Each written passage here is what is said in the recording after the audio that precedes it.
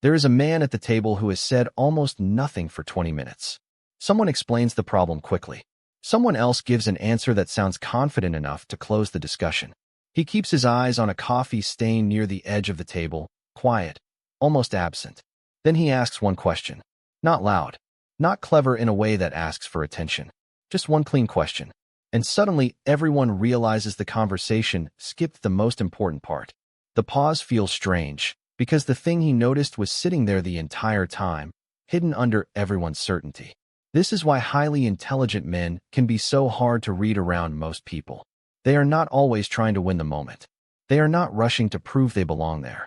A lot of the time, they are still shaping the thought before they let it become words. And if you have ever been that man, you know the strange feeling of being mistaken for quiet when your mind is anything but quiet. People think nothing is happening because nothing is being said. But inside, the work has already started.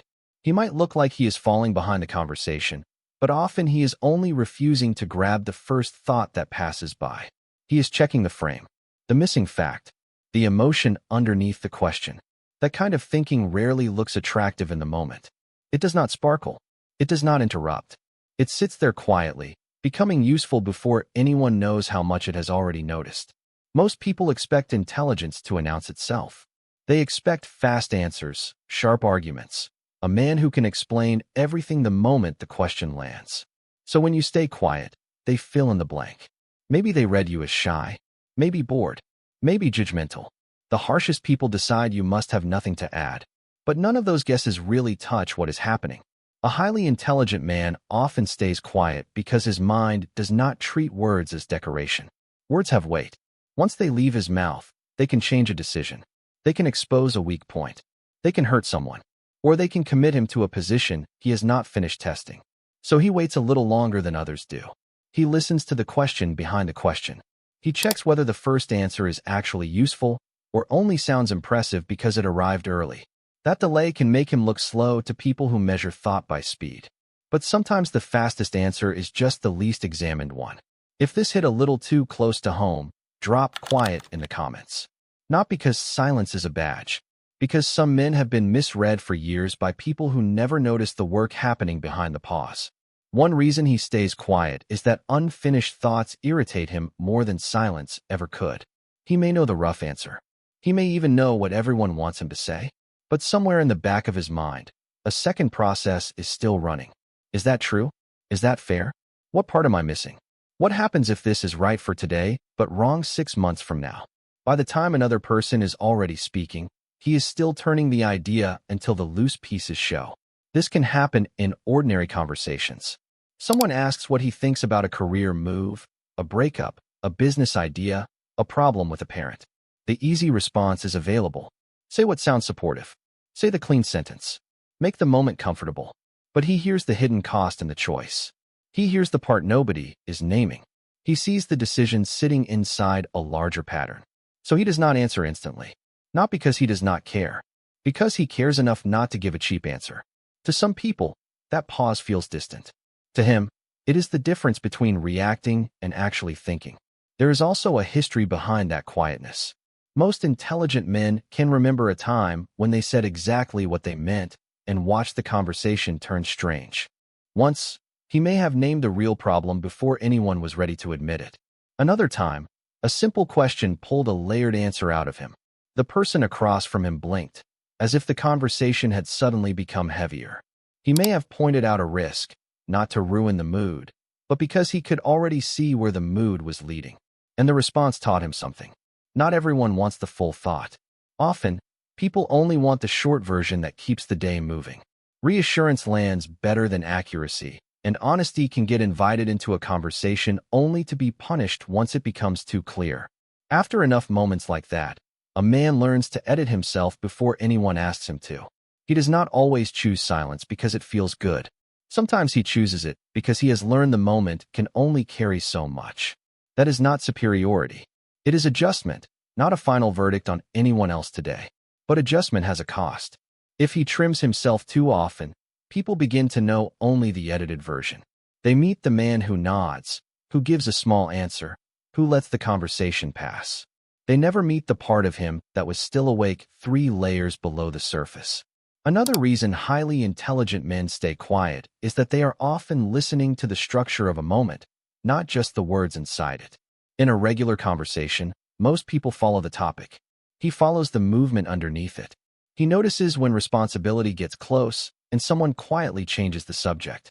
He catches the joke that makes one person laugh a little too loudly. He can feel when agreement is real and when politeness is only trying to survive until the bill comes. He may be sitting in a booth after lunch, saying very little, while two friends discuss a decision that sounds simple. One wants to quit a job. The other says, "Do what makes you happy." Everyone nods because the sentence feels kind. But he notices the unpaid rent, the pride, the fear of disappointing a father, the way the friend keeps saying freedom when he might really mean escape. That is a lot to put into one casual reply. So he waits. Then, maybe 10 minutes later, he asks, "What are you hoping changes about you if you leave?" And the booth goes quiet for a different reason. The question was not dramatic. It was accurate. If this puts words to a kind of silence people keep misreading, give it a like.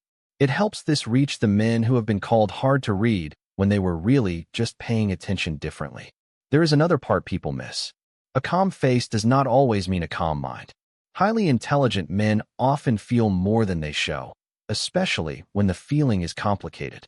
Anger rarely arrives by itself. It brings context with it. Concern comes attached to possible outcomes. Sadness can appear already carrying reasons it should not become anyone else's burden. So the feeling does not come out clean. It gets held while the mind tries to understand what to do with it. You can see this in small moments. Someone says something careless in front of him, and he catches the sting immediately. His face barely changes. Not because it did not land, because 5 other things happen inside him at once. First, he tries to read intent, then timing, then the consequence of saying anything at all. Speaking might clarify the issue, or it might turn the moment toward a fight nobody is ready to have. By the time he decides, the opening has passed. People call that restraint. Sometimes it is. Other times, it is a crowded inner process wearing a still expression. This is why silence around an intelligent man can be misleading. The outside looks simple. Inside, he is sorting feeling, timing, consequence, and truth, all before the first word appears. But there is a danger in being built this way. The same mind that checks everything can also trap itself in checking. He asks whether the thought is accurate, then whether it is necessary, then whether saying it will help, then whether the person can receive it. A useful pause becomes a private maze. He may leave a conversation with the exact sentence he should have said finally forming in his head on the walk to his car. A comment from breakfast can follow him into a pharmacy line hours later. Not because he is dramatic, because some detail still refuses to settle. He may keep a concern to himself so long that by the time he says it, the people around him think it came from nowhere. This is the part that needs honesty. Silence can come from depth. It can also become avoidance when he uses accuracy as a reason never to risk being understood imperfectly.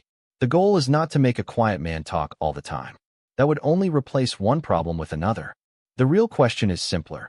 Is he staying quiet because the thought needs time, or because saying it would make him too visible too soon? Because even the sharpest mind cannot build every bridge from the inside. People who care about him still need a way in. Not all of them. Not most of them. But someone. A partner cannot always guess what he has been carrying. A brother may not realize the joke went too far. A friend may think he gave useful advice, never knowing it landed like pressure instead of help. And if the intelligent man says nothing long enough, everyone starts living beside the edited version of him. That is the lonely cost of always processing privately. People may respect his calm and still miss his heart. They may trust his judgment and still never know what the judgment is costing him. They may call him stable because they never saw the effort it took not to crack in front of them. This is where he has to choose carefully. Not every thought deserves an audience. Not every person deserves full access. But the right people should not have to spend years guessing what silence means. Sometimes the most intelligent thing he can do is not hold the thought until it is perfect. It is to say the honest version while it is still warm enough to reach someone. So if you are the man who stays quiet around most people, do not rush to turn that into a flaw.